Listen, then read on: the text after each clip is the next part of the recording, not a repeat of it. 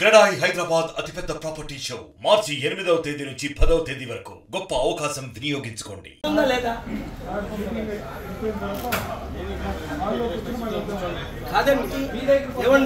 వెంకటేశ్వరరావు మీ అంత తెలివితేటలు నాకు లేవా? ప్రపంచాన్ని శాసించి వచ్చాను. వాళ్ళు మాకు ఇన్విటేషన్ ఎందుకు పంపలేదు? ఆంధ్రప్రదేశ్ ఎలక్షన్లో మేము పోటీ చేస్తున్నాం. నేను విశాఖపట్నం ఎంపీగా 1 ఇయర్ నుంచి అనౌన్స్ చేశాను. నాకు ఇన్విటేషన్ ఎందుకు పంపలేదు అని అడిగేసి శాంతియుతంగా అడుగుతామంటే మీరు వెయిట్ చేయమన్నారు లోపట. నేను వెయిట్ చేస్తుంటే ఇప్పుడు బయట ఉండమంటారు, ఇప్పుడేమో రిసెప్షన్కి వెళ్ళమంటారు, ఒకరేమో ఫోన్ చేసి అడగమంటారు. What is this? అఫీషియల్ ఎవరో ఒకరు చీఫ్ ఎలక్షన్ ఆఫీసర్ కాకపోతే డిప్యూటీ చీఫ్ ఎలక్షన్ కలవాలి కదా, 1 మినిట్ మాట్లాడాలి కదా. ఫోన్లు బయట పెట్టమంటే ఫోన్లు బయట పెడతాం. నన్ను ఒక్కరినే కలుస్తానంటే నేను ఒక్కరినే వెళ్తాను. పార్టీ జనరల్ సెక్రటరీ కూడా ఈవెన్ నేను ప్రెసిడెంట్ని ఈవెన్ కలుస్తానంటే తను వెళ్తుంది. మమతారెడ్డి గారు ఇక్కడ ఉండొద్దు అంటే మీరు నన్ను అరెస్ట్ చేయాలి.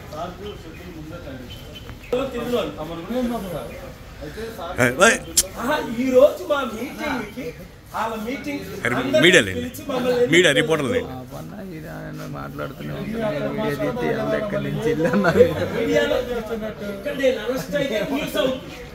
అది న్యూస్ అయితే అర్థం అవుతుంది. నేను దేనికైనా తెగించానని. కారులో పర్మిషన్ లేదంటే అదండి మీరు వెయిట్ చేయమన్నారు, చేశాను. కారులో పర్మిషన్ లేదన్నారు, నడిచి వచ్చా.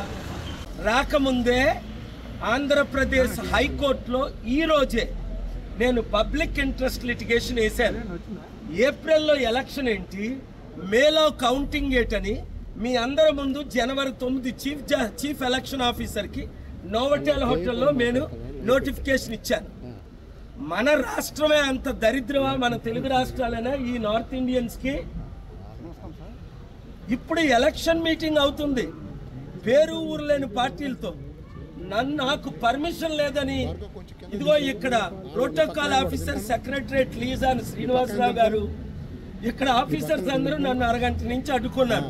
ముందు అన్నారు మీకు పర్మిషన్ లేదు, తర్వాత అన్నారు మీకు వెహికల్ మీద పర్మిషన్ లేదు, అయితే మూడోసారి అన్నారు పాస్ తీసుకొని నడిచి వెళ్ళండి అని. నడుస్తున్నా బాబు, మీరందరూ చూశారు కదా 2747లో 3 హెలికాప్టర్లో తిరిగింది.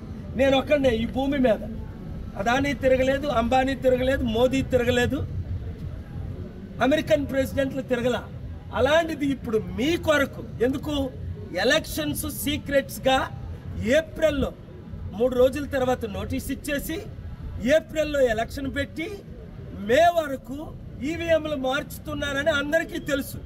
సో ఆనరబుల్ హైకోర్టులో ఈరోజు బిల్ వేసా. గాడ్స్ గ్రేస్ లిస్ట్ అయిపోయింది, పోస్ట్ అయిపోయింది, నెంబర్ అయిపోయింది. ఒకటే ఆర్గ్యుమెంట్ చేశాను ఈరోజు, ఏప్రిల్లో ఎలక్షన్ అయితే ప్రపంచంలో 200 దేశాలు ఉన్నాయి. ఎక్కడైనా ఎలక్షన్ అయిన 30-40 రోజుల్లో కౌంటింగ్ అవుద్దా? మన దేశంలో తప్ప.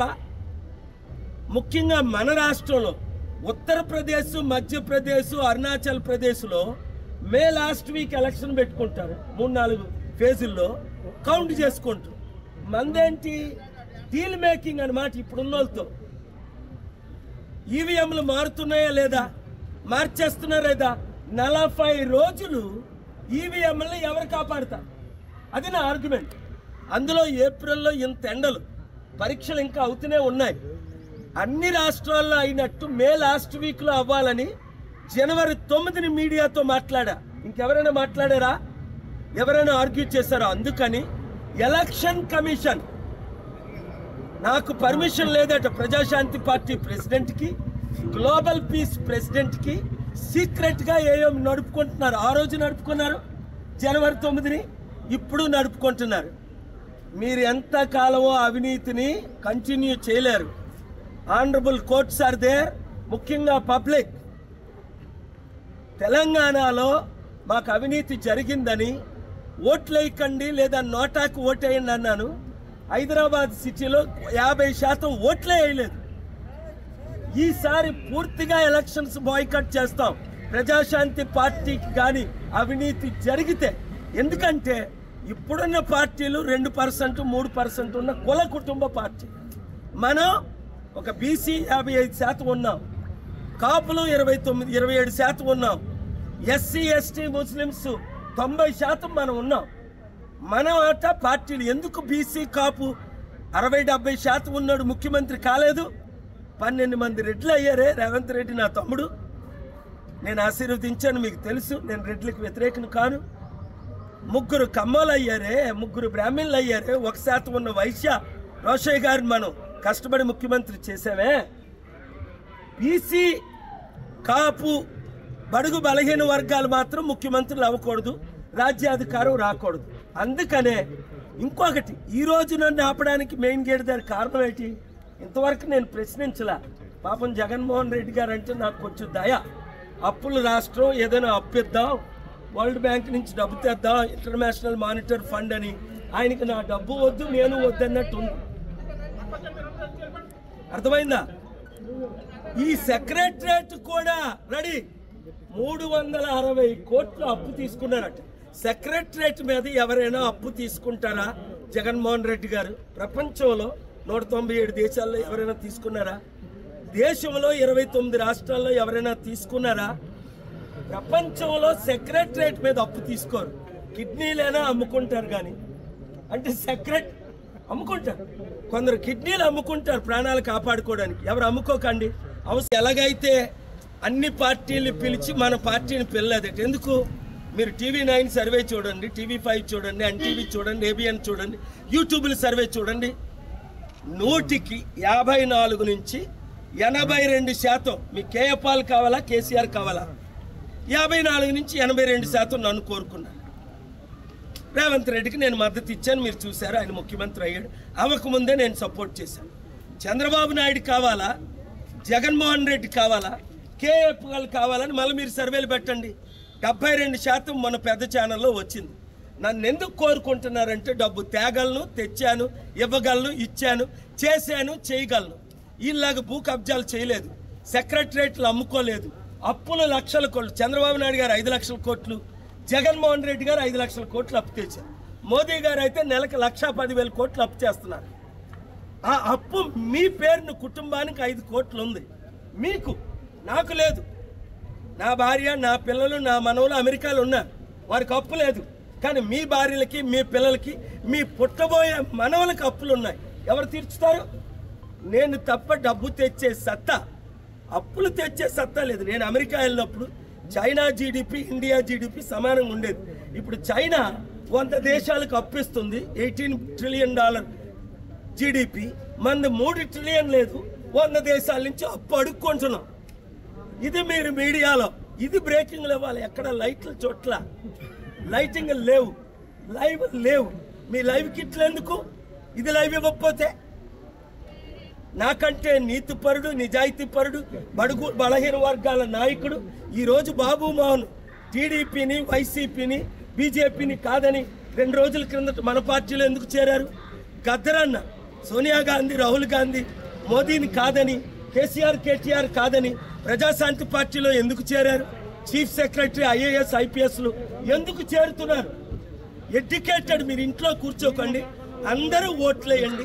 ఒక్కొక్కరు 7569441275 ఓట్లేయించారు. మీరు ఎంత ఎల్లమన్నా అభిమానులు ఆపడం కష్టం. సెక్రటరేట్ లో ఉన్న వాళ్ళందరూ అభిమానులే. ముఖ్యమంత్రి గారు నా అభిమానే. నన్ను గెలిపించండి. మీడియా, మీరు బ్రేకింగ్లు ఇస్తేనే కుటుంబానికి 5గురికి 5 కోట్లు అప్పు తీర్చే సత్తా నాకుంది. నన్ను మీరు గెలిపించారా, మీ కుటుంబ అప్పులు తీరుతాయి, అభివృద్ధి జరుగుతుంది. లేదా ఇప్పుడున్న కుటుంబానికి 5గురికి 5 కోట్లు అప్పు ఉంది, అది 10 కోట్లు అవుద్ది.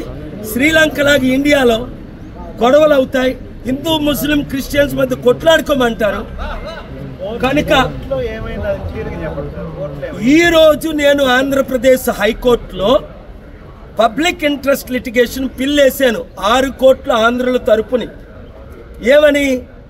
దేశమంతా ఎలక్షన్స్ మేలో జరుగుతున్నాయి, మా తెలుగు రాష్ట్రాల్లో ముఖ్యంగా ఆంధ్రప్రదేశ్లో వచ్చే వారం నోటీస్ ఇచ్చేసి ఏప్రిల్లో ఎలక్షన్ జరిపించి మే వరకు 40 రోజుల వరకు కౌంట్ చేయట్లేదు, ఈవీఎంలు రిప్లేస్ అవుతున్నాయి, fair and free elections, fundamental rights of the human beings are violated, our Andhra people, and various articles I have quoted before the Honorable High Court of Andhra Pradesh today. They have admitted our case. ఈ రోజు కేసుని admit చేశారు, number కూడా చేసేసారు. వీలైతే Monday order వస్తుంది. మనకి న్యాయము జరగకపోతే నా పిలుపుకి మీరు అందరూ సిద్ధంగా ఉండండి. ప్రజాశాంతి పార్టీకి ఎలా లేదట, ఇప్పుడు పార్టీల మీటింగులు అన్నిటికీ మీటింగులు ఉన్నాయట, మా పార్టీకి ఎలా లేదట. ఎలాగ ఎలక్షన్లు జరుగుతాయో నేను చూస్తా, మీరు చూస్తారు. టీచర్సు, ఆఫీసర్సు, గవర్నమెంట్ స్టాఫ్ అవసరమైతే అందరూ ఎలక్షన్స్ బాయ్కట్ చేద్దాం. తెలంగాణలో 50% బాయ్కట్ చేశారు, ఇప్పుడు 100% బాయ్కట్ చేస్తారు. ప్రజాశాంతి పార్టీకి న్యాయం జరిగితే 90% ఉన్న బడుగు బలహీన వర్గాలకు న్యాయం జరుగుతుందని honourable high court, honourable supreme court are doing justice. Let us wait till Monday. Thank you very much. మరిన్ని వీడియోస్ కోసం ఛానల్ ని సబ్స్క్రైబ్ చేయండి, లేటెస్ట్ అప్డేట్స్ కోసం వాట్సాప్ ఛానల్ ని ఫాలో చేయండి, అండ్ లింక్ డిస్క్రిప్షన్ లో ఉంది.